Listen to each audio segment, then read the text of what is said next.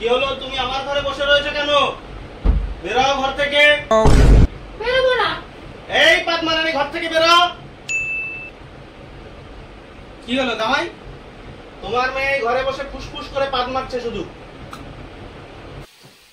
বেশ করেছি, পাদ মেরেছি, পাদ মারবই। বেশ করেছিস?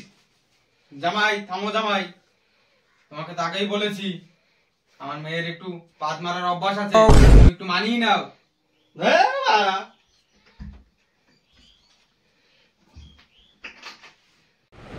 জামাইটাও চলে গেল আর তুইও আছিস, জামাই সামনে বসে কেন ফুসফুস করে পাদ মারিস?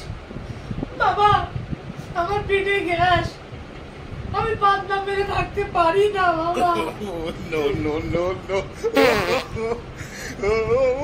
আবার